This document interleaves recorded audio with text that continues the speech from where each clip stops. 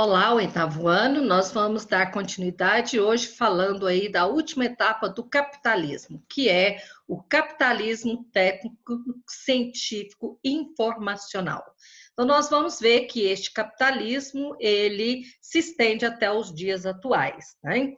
E o que a gente observa é que nessa fase do capitalismo técnico-científico, nós vamos observar que houve uma rápida evolução dos instrumentos técnicos de produção. E isso vem ocorrendo desde a terceira revolução industrial. A característica principal desse período é a integração dos espaços e o fluxo rápido de informação, o capital, além da interdependência entre o conhecimento científico.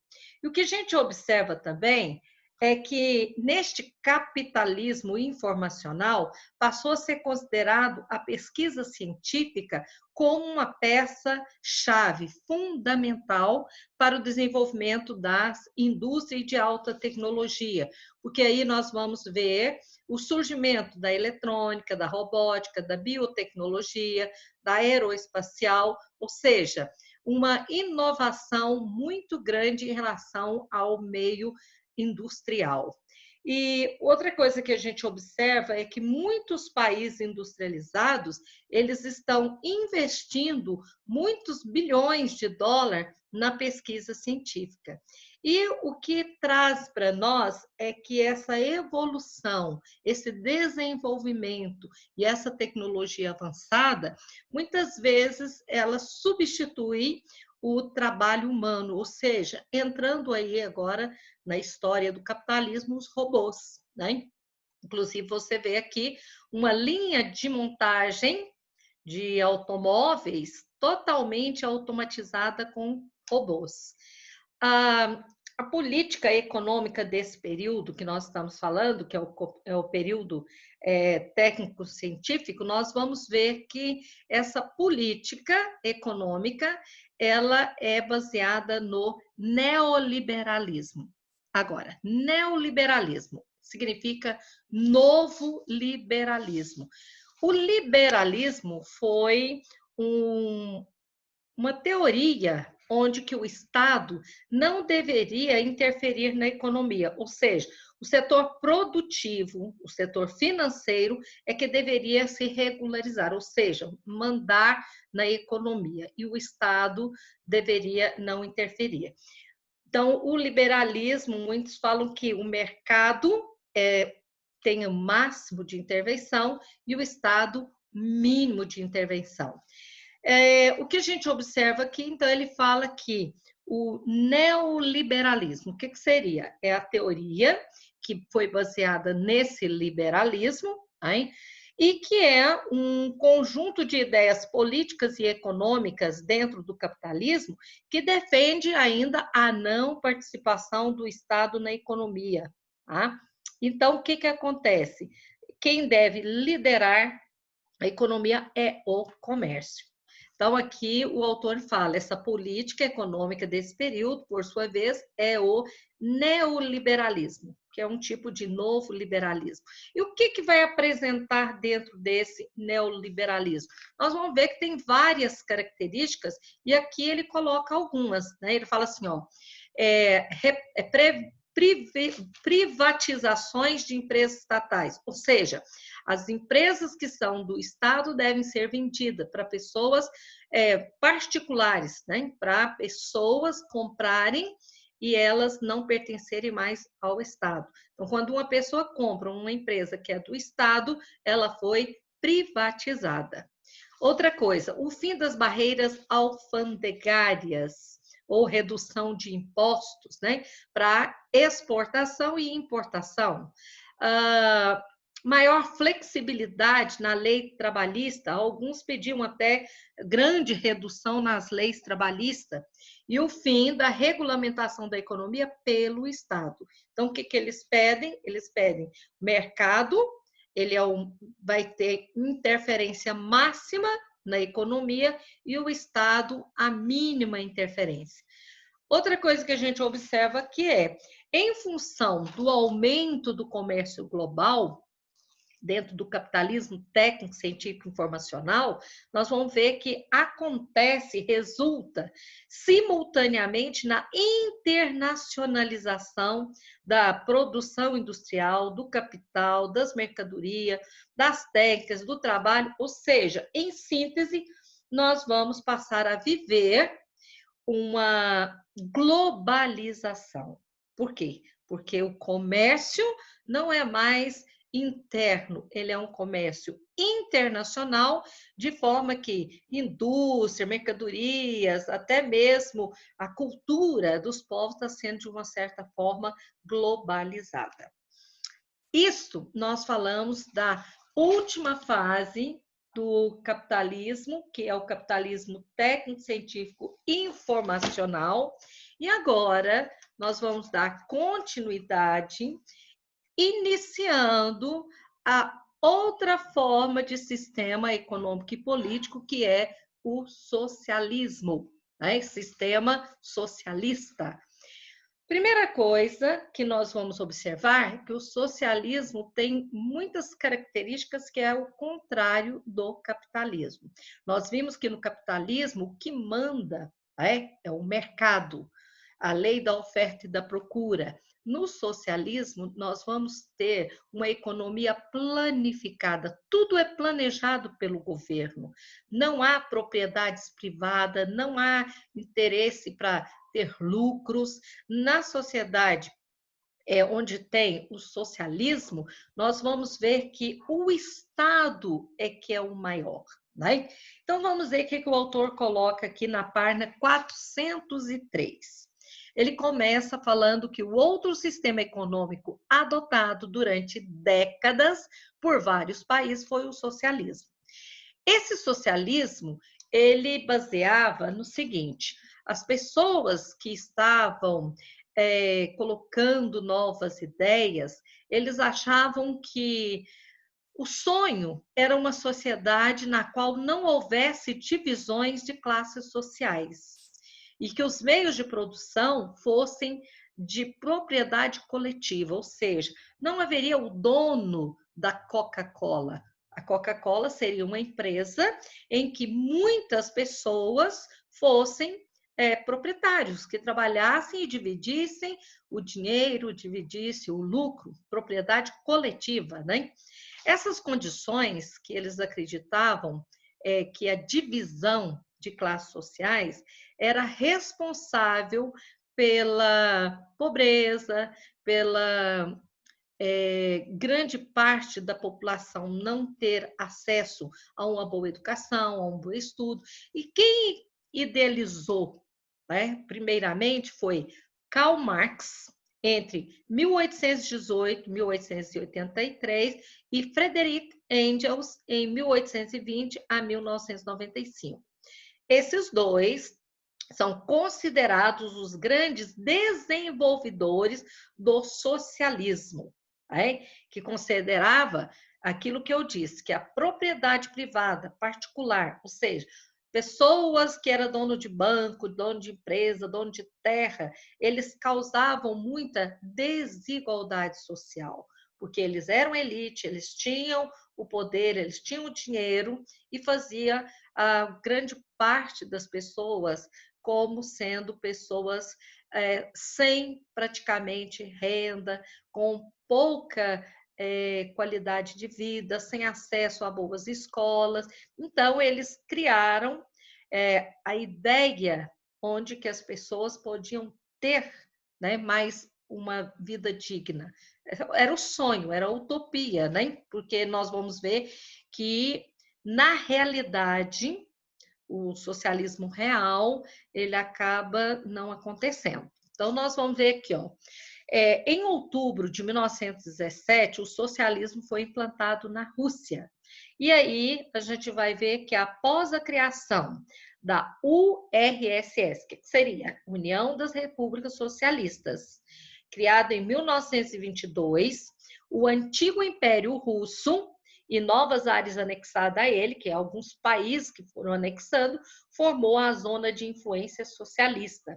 Então, eram vários países que formou a União Soviética. onde que a Rússia que encabeçava, mas era formado por vários países. E houve nessa associação, né, nesse conjunto, nessa união de países, que era a República Socialista Soviética, houve um processo de industrialização muito rápido. E os recursos da natureza que eles tinham eram recursos naturais ricos. E também eles fizeram a economia planificada, que depois eu vou acrescentar aí para vocês um texto onde que explica o que é a economia planificada, tá? Então, nós vamos ver aqui que esse crescimento da União Soviética, né, desse conjunto de países, fez com que eles se tornassem poderosos, né? Eles tivessem uma importância global. E aí, a União Soviética passou a ser adversário das potências capitalistas. Então, a União Soviética, composta por vários países socialistas, com poder, com força, passou a ser adversário das potências capitalistas, principalmente aí encabeçado pelos Estados Unidos. Aí onde vai surgir aquilo que em história vocês estudam, a chamada Guerra Fria, que não houve armamento militar, era uma guerra de poder. Por isso, Guerra Fria, onde que de um lado era o mundo capitalista, comandado pelos Estados Unidos, e de outro lado, o mundo socialista, comandado aí pela União Soviética. Aqui o autor coloca rapidamente para nós uma parte de que fala como que aconteceu a Revolução Russa. Então, ele coloca que entre o século XIX e início do século XX, a Rússia era uma monarquia. E ela era comandada por governos autoritários, que eram os czares. E esses czares, eles simplesmente eram autoritários e tinham uma repressão muito cruel em relação aos operários. E em 1905, os operários insatisfeitos criaram, então, um tipo de uma greve. Por quê? Porque eles tinham condições muito precárias de trabalho nas fábricas. Então, eles se revoltaram e nas fábricas de São Petersburgo eles fizeram uma caminhada, eles fizeram um protesto em direção ao palácio, e nós vamos ver que muitos foram massacrados por ordem do czar Nicolau II, porque durante não foi décadas, foi séculos que a Rússia era comandada por czar. E aí esse período onde que foi massacrado os trabalhadores ficou conhecido como, o próprio autor coloca aí, Domingo Sangrento. E a Revolução Russa, então, ocorreu em 1917, foi responsável pela queda dos czar, que ficaram mais de 400 anos no poder. O autor coloca aí para você, estava no poder há mais de 4 séculos. Tá? E aí começou, então, uma sociedade, segundo eles, mais igualitária, porque eles começaram aí o socialismo. E nesse socialismo, nós vamos ver que não era bem aquele sonhado, né, o socialismo sonhado por Karl Marx e Friedrich Engels. Por quê? Olha só, no socialismo adotado aí pelos países, né, que foram mais de 15 países formando a União Soviética, os trabalhadores não estavam realmente no poder, porque um dos itens do socialismo seria todos os trabalhadores também ajudassem o país a crescer e fossem também, de uma certa forma, proprietários, né, das grandes indústrias, dos bens de produção. Então, eles não estavam no poder. Por quê? Porque tinha uma elite burocrática, que era do Partido Comunista, que controlava o Estado e os meios de produção, as fábricas, as indústrias, usufruindo de privilégios econômicos não extensivos à classe trabalhadora. Então, de uma certa forma, não era todos iguais. Havia, sim, uma certa distinção de classes, porque tinha a elite do partido, que tinha poder, que controlava o Estado, e os trabalhadores não tinha privilégio. Então, por isso que muitas vezes o socialismo é mais que uma utopia. Então, a partir da década de 1970, o regime socialista passou a mostrar sinais de decadência. Então, nós vamos ver, alguns autores falam que a indústria deles ficou sucateada, ou seja, tudo velho, as fábricas, os meios de transporte, a indústria não estava conseguindo mais produzir eletrodoméstico, roupas, produtos de consumo e até agricultura. Tem autores que falam que o governo teve que importar alimentos. Então, isso fez com que houvesse uma decadência no sistema socialista. E vários desses itens, né, que mostravam a decadência, que mostravam a insuficiência, não conseguiram acompanhar as tecnologias de outros países, estavam com tecnologia muito mais avançada. Então, todos esses itens fizeram que, finalmente, em 1991, a União Soviética fosse desintegrada. E aí formou-se a União de 15 países, com exceção da Estônia, Letônia e Lituânia, que fazia parte da União Soviética. Esses não continuou fazendo parte dos países independentes, mas juntos, porque 15 países que formavam a União Soviética, depois da independência, eles passaram a formar a Comunidade dos Estados Independentes, que é a CEI. Então, CEI, Comunidade dos Estados Independentes, que é a junção dos antigos países socialistas. Né? Nós vamos ver também que nessa economia que a gente estuda, que é a economia socialista, onde que muitas vezes eles querem implantar a igualdade, nós temos vários itens, características que dentro do capitalismo técnico-científico ou mesmo do capitalismo nós não temos. Então, aqui eu fiz um resuminho do último, que é o capitalismo técnico-científico informacional, mostrando que os robôs substituem o trabalho humano em diversas atividades e que esse capitalismo informacional ou técnico-científico, né, ele passou a considerar a pesquisa a peça-chave para o desenvolvimento da indústria, a indústria de alta tecnologia. E um dos itens foi que a União Soviética ela não cresceu igual esses países capitalistas em relação à tecnologia, à robótica, à biotecnologia. Então, naquela época, que eu já disse para vocês, foi acontecendo, então, o que a gente viu de um sistema socialista falido.